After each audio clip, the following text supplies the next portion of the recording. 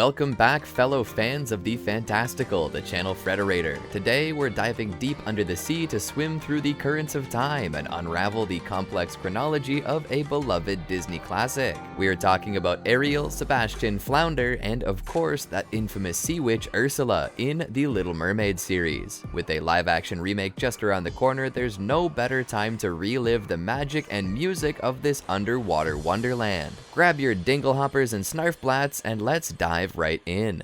Welcome to ChannelFrederator, the cartoon central of the internet. Before we begin, we publish new videos every week, so be sure to subscribe to our channel and ring the bell to get notified about our latest videos. And with that out of the way, let's get into the video. The Little Mermaid, Ariel's beginning. In the vibrant underwater kingdom of Atlantica, King Triton and King Athena ruled with joy, their lives full of laughter and music. They cherished their 7 daughters, Athena, Alana, Adela, Aquata, Arista, Andrina, and their youngest, Ariel. During a peaceful outing in a lagoon, an encounter with a rogue pirate ship took a tragic turn, costing Queen Athena her life. She went back to save one of her daughters and ended up dying in the pursuit of a special music box. In his heartache, King Triton cast the music box into the ocean and declared music a forbidden art in Atlantica. A decade later, under the strict governance of Marina Del Rey and her assistant, Benjamin, Ariel and her sisters found little joy in their regimented lives. Ariel's adventurous spirit led her to an underground music club where music still thrived. With her love for music rekindled, Ariel welcomed her sisters into this secret source of joy, drawing the attention and ire of Marina. Marina, fueled by ambition and spite, exposed the secret music club to Triton. Ariel's defiance and her impassioned reminder of her mother's love for music led to a rift between her and Triton. Ariel, unable to bear a life without music, fled Atlantica with her friends from the music club, guided by Sebastian. In a secluded corner of the ocean, Ariel stumbled upon Athena's music box, stirring memories and hope. Despite Marina's attempts to seize power and stop Ariel from returning, Ariel and her friends set off to Atlantica, determined to remind Triton of the joy music brought their lives. In the ensuing struggle, Ariel was injured, stirring Triton's remorse. The melody of Athena's music box echoed through the water, leading to a heartfelt reunion. Marina's plans were foiled and music returned to Atlantica. Triton,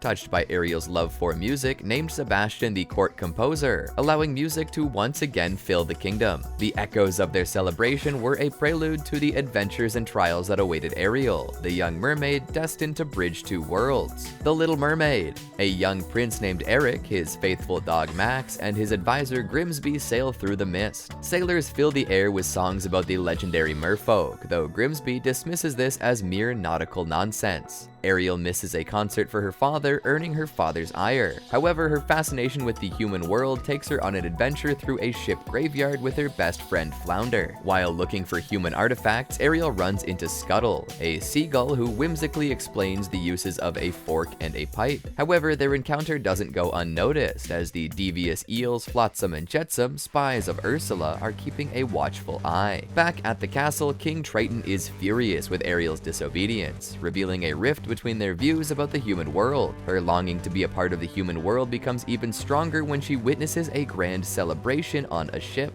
A fierce hurricane hits the human ship, leaving Prince Eric in danger. Ariel saves Eric, sparking a profound love for the prince. Ursula watches all of this happen and begins plotting something sinister. Ariel, obsessed with Eric, gets consistently lost in her daydreams, which leads to Triton discovering her secret grotto. He doesn't take this well, and enraged and hurt, Triton destroys Ariel's human artifacts, including a statue of Eric. Ursula sees her chance and convinces Ariel to trade her voice for a chance at being human for 3 days. If, within those 3 days, she receives true love's kiss from Eric, she'll stay a human forever. But if she doesn't, she'll become a mermaid again and belong to Ursula. Despite her friend's warnings, Ariel signs Ursula's contract and gains human legs. As a human, Ariel runs into Prince Eric and almost gets her kiss, but Flotsam and Jetsam stop this from happening. Ursula decides Ariel is getting a little too close to her happy ending and disguises herself as a beautiful young woman with Ariel's voice. The witch also casts a spell to make Eric forget about Ariel and then seduces him. Scuttle arrives to find Ariel and deliver a panic message.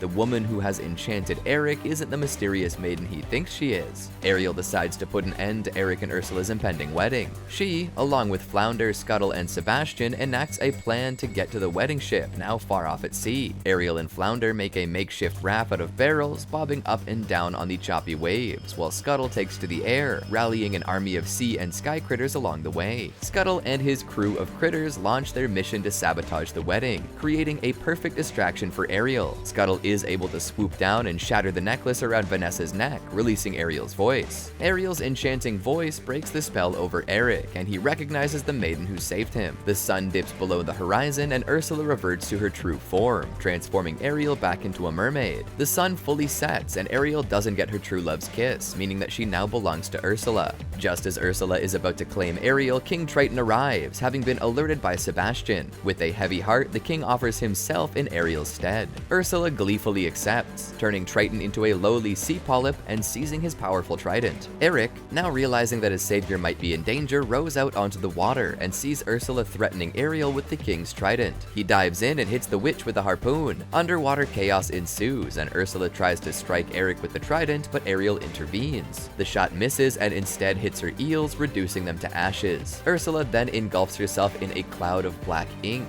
and begins to grow, taking on a monstrous form akin to a kraken. As Ursula creates a whirlpool, lifting shipwrecks from the ocean floor, Eric, battling the tumultuous waves, manages to climb onto a ship with a broken bowsprit. Ariel, avoiding the deadly blasts from the trident, tries to escape Ursula's wrath. In a final act of bravery, Eric maneuvers the ship, driving the splintered bowsprit through Ursula. She explodes into a scattered mass of organs, her reign of terror finally coming to an end, along with her curse. Triton and the other captured merfolk are freed. Triton observes Ariel and Eric, understanding the depth of his daughter's love for the prince. After a heartfelt conversation with Sebastian, Triton realizes he must let Ariel go. As a final act of love for his daughter, he permanently transforms her into a human. Ariel and Eric are soon reunited. Overwhelmed with joy, Eric asks Ariel to marry him, to which she happily agrees. They share a passionate kiss, their love finally given the freedom to flourish. A grand wedding is held on a ship where Ariel bids farewell to her undersea family and friends. The Little Mermaid 2, Return to the Sea. Ariel and Eric have a child named Melody, and for the first 12 years of her life, they keep her mermaid heritage a secret. Melody, like her mother, sneaks around and discovers a whole new world. She finds a locket given to her by Triton, leading her to question her connection to the sea. Meanwhile, in the cold Arctic Ocean, Morgana, Ursula's sister, watches Melody closely, awaiting the perfect moment for revenge.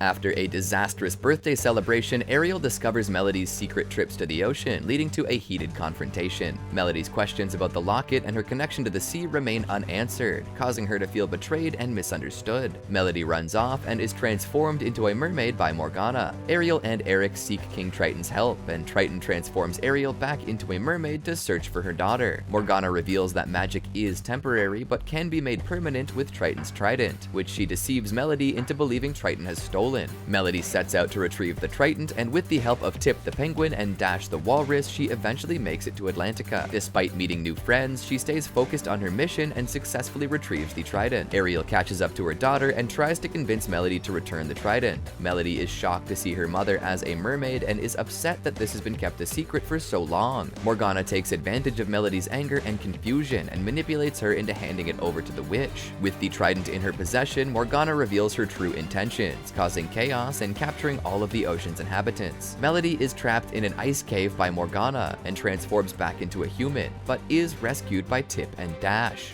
A battle ensues between the denizens of the sea and Morgana, and Melody manages to grab the trident away from the witch. She impales one of her tentacles, and Triton uses his trident to encase Morgana in a block of ice. The family reconciles, and Melody is offered a choice between being a mermaid and being a human. Melody goes for a third option. Using the trident, she breaks the wall separating her home from the sea. Humans, merfolk, and sea creatures alike celebrate together, marking a new era of unity and harmony between their two worlds. Thus concludes the epic tale that starts in the joyful kingdom of Atlantica, bridges two very different worlds, and ends with unity and understanding. A tale of adventure, love, self-discovery, and courage. One that reminds us of the magic and mystery in our world, and the power of a young heart yearning for freedom and love. Let's carry their lessons with us, share their magic with others, and keep the spirit of Atlantica alive in our hearts. For the tales may end, but their echoes are timeless. Thank you for being a part of this journey, and remember, Frederator loves you.